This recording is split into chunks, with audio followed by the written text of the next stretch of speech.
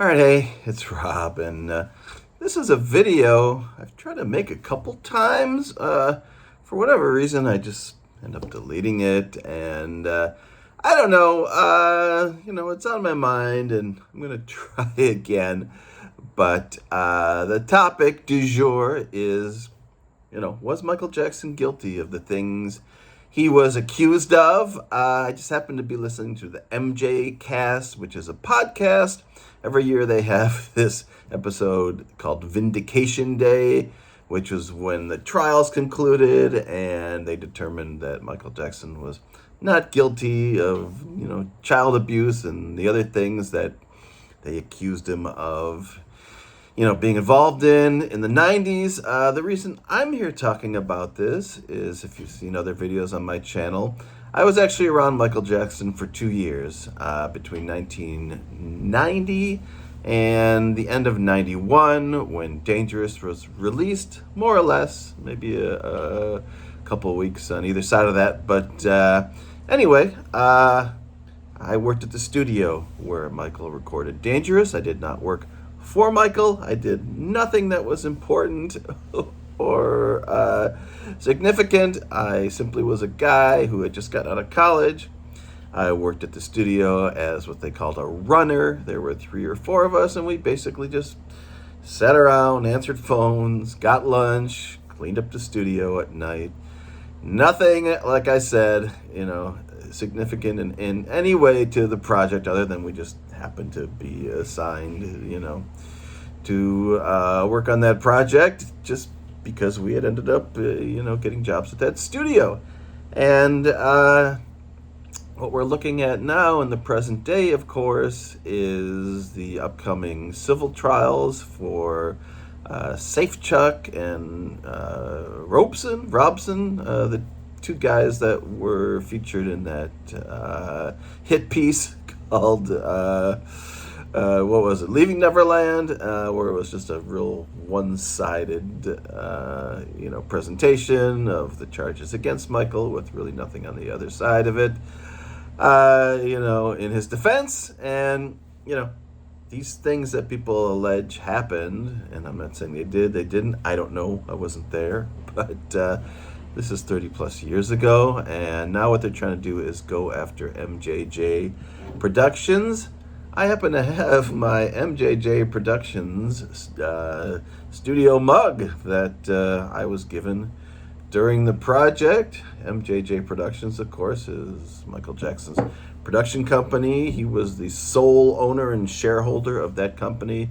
I think there's also a company called MJJ Ventures. I'm not sure what that involved. It could have been the video aspect or, stuff for Neverland. Who knows? Whatever it was. But anyway, so those 2 guys are suing whatever remains of those companies, which belong to the estate now, saying that they, should have protected, these 2 kids from the advances or whatever of Michael Jackson back in the day, and they didn't.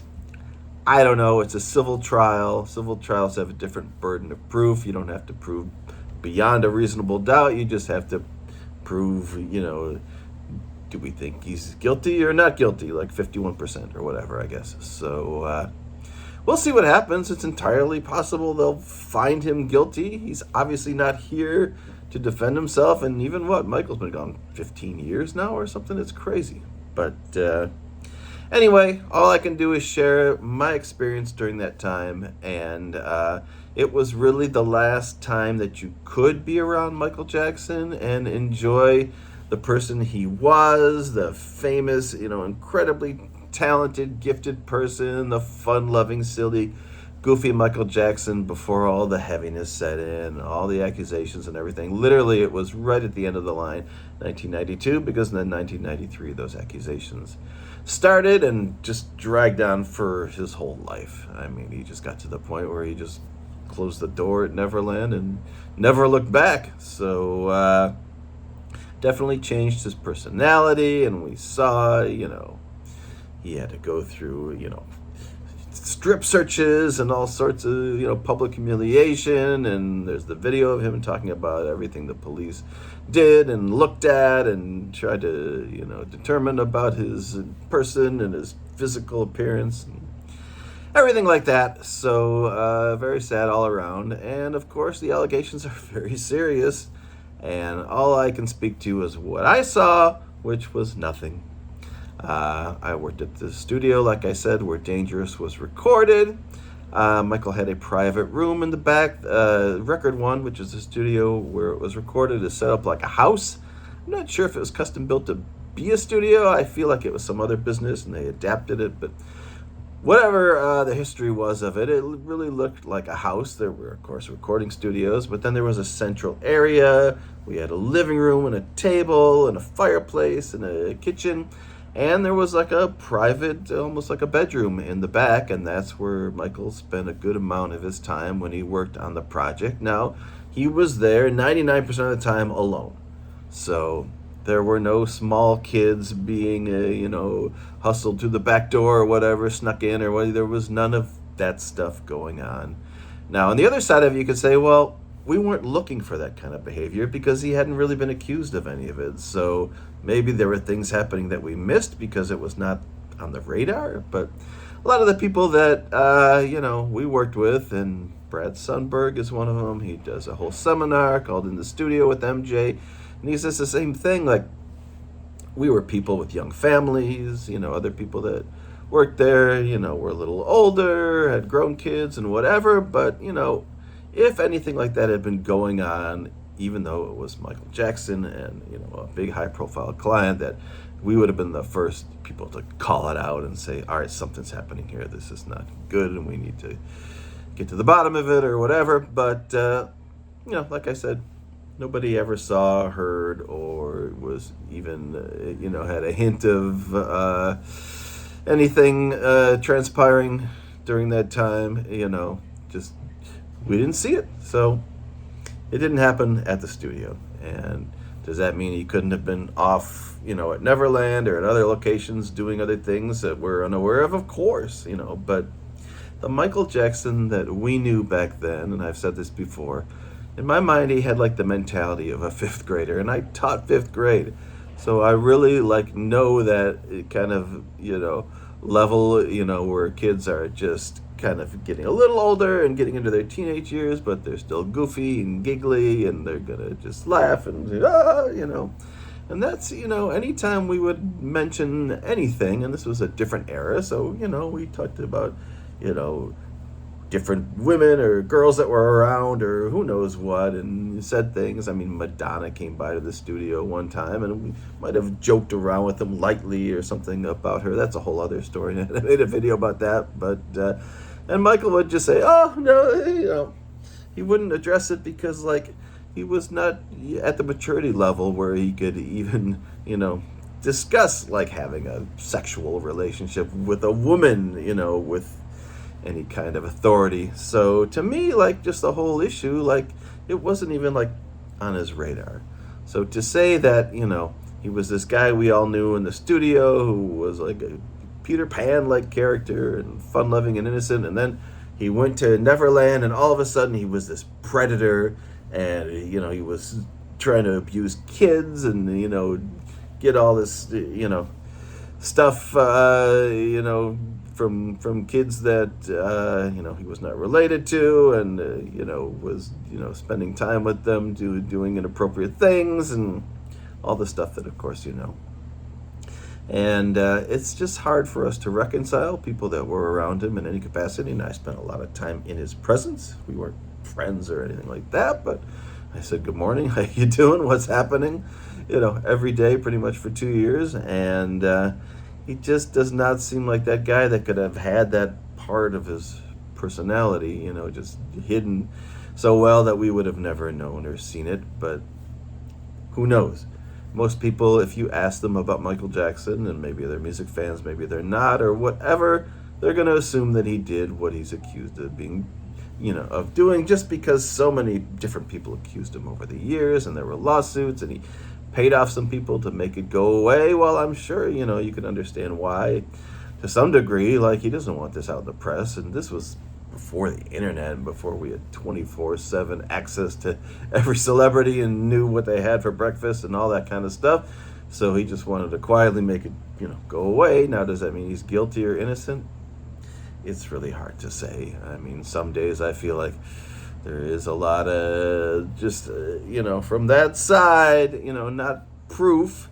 There's no, of course, physical proof or photographs or whatever, but, there are so many people who have stories like that. You say, well, maybe something happened. I mean, certainly he should not have spent time, alone in his private bedroom with young children who were not related to him. Again, at the studio where we worked, there were no children. I think the only people that came by, I'm trying to remember if Webster came by, that child actor. Maybe he came by. I think they were called the Three T's. They were a band, and they were the sons, I believe, of Tito and Jermaine or whatever. They had this little boy band they called Three T's. They were there, but of course they're his relatives. And like the Backstreet Boys came by, but they never were hidden away from him privately, or he was never one-on-one with anybody. There just was nothing to ever make us think that the things he's being, and has been accused of were actually happening behind our backs. We just never saw it. We just, never suspected. So it's really hard to imagine that was happening. But like I said, on the other side of it, he was spending all this time, in the close, proximity and presence of kids who were just not related to him, who he should not, as a 35-year-old man or whatever, been spending time with. And he should not be sleeping in a bed with kids and saying, oh, it's perfectly innocent and whatever. And maybe it was. Maybe that's all that happened. Maybe it literally was just, a kid in a bed here, I'm here, we're sleeping, and that was it. But of course, you look at it from the perspective of any adult man in society and say, well, no adult man should be doing that, whether it's happening or not happening or whatever. Of course, his perspective was very different. He loved and adored kids and, did so much for kids who had illnesses and cancer and whatever, and would bring them to Neverland. Sorry, my dog is barking. I knew he was going to start barking in the middle of this video, and he is certainly barking at nothing, and then he'll come out here and he'll bark. So, all right, come on out of here. You can bark out here. Okay, now I'll come out here and bark. Again, like I said, I'm never going to be able to make this video. I'm just going to end up deleting it or something, but for the fourth or fifth time. Anyway, so, he did so much for kids who were sick and took them to Neverland, kids who were dying, Make-A-Wish kids, that kind of thing. Did so much that just never got any press. He supported people. He sent them checks. I saw him sending checks to people who would just write him letters and say, Michael, my car broke down. I need $5,000. And he would just write a check and put it in there. I remember once he even asked me, like, Robbie, he said, he used to call me Robbie, how much does a good used car cost? And he just wrote a check for that amount and sent it out. So he did stuff all the time, of course, that people don't know about. And then, there are all these accusations. And I can't say. Like I said, some days I feel like, all right, maybe there's something to it. Other days I think I never saw it. There's no way the person I know could have ever done something like that. He knew right from wrong. He was a Jehovah's Witness. There's no way he could have just ignored that part of his personality and been like, well, okay, I'm going to just act on these desires I have that are socially unacceptable, and I'm going to abuse children and then, go about my day. That seems very, very, very unlikely to me, knowing what I know of him, but I only knew a little bit of him. And, I think for a lot of people, that was the same thing. They knew him musically, or they knew him professionally, or they knew him from who knows what, but, they don't have the whole picture of who he is and what he was capable of doing, and maybe nobody's ever going to know. Now, the interesting thing is, so there's a Michael Jackson biopic coming out, and I think it's coming out next year, and this looming civil trial, but they're trying to push this civil trial past the biopic. So the biopic can come out, and at the time, nobody's thinking about Michael Jackson abusing kids. Now, the biopic has to include this kind of stuff, doesn't it? Otherwise, it can't really be a biopic. And how do you end it? Like, I don't know. It would have to be such a depressing ending. They're going to try to go out on a high note or something or other, but I don't know what they can find, and whatever they find is really not going to be representative of the arc of his life or anything like that. But and then who knows, at some point, in the next couple of years, the wheels of justice move slow, but they have been approved to go ahead with this civil trial against Michael, the two people from Leaving Neverland, and I guess it's two separate trials. And we'll see what people decide, and if they decide he's guilty, well, does it matter? Are we ever going to really know? We're not. You can get testimony from a lot of people. These are things that happened 35 years ago. A lot of people, will tell you that your memory, it changes, what you remember 10 years ago is different than something 10 years before that or whatever, if you're looking at something that's happened decades ago. So it's really hard to say. But to sum it up, I was a guy who was around him every day. Other people I knew were around him every day. None of us ever saw or suspected anything and could believe that he was guilty of these things he was accused of, and he was acquitted. So, they looked into it. They tore through his house. They looked at all his art books and everything else and got all the testimony and pretty much decided that there was just no proof of this. So, and he talked to many child actors and things, Macaulay Culkin or whoever, who could have possibly been abused by him, and they say nothing happened. We spent all this time with him, and it was wonderful, and he was a childlike, happy-go-lucky guy, and we had a great time, and he's just this one-of-a-kind, unique guy who happened to, spend a lot of time with younger kids because he never had a childhood, and, that's a big theme, of course, of his life and his music and whatever, that his child was taken away from him. He was a professional singer since he was 5 years old. Matter of fact, I think we died when he was 50, and it said years in his profession, 45. So his whole life, that's all it was, and he didn't know any different. So, all right, I'll wrap this up, and maybe I'll post this. Maybe I'll delete it. Who knows? Anyway, I'd love to hear your thoughts. Again, we're never going to know. It's, whatever will be decided in the courts or whatever may be a representation of what really happened, or maybe not at all. And it'll be interesting to see the biopic, produced by MJJ Productions or whoever, and see what they come up with and how they're able to summarize his very, charmed and challenged life. And we'll go on from there. All right. Thank you so much for watching. Bye.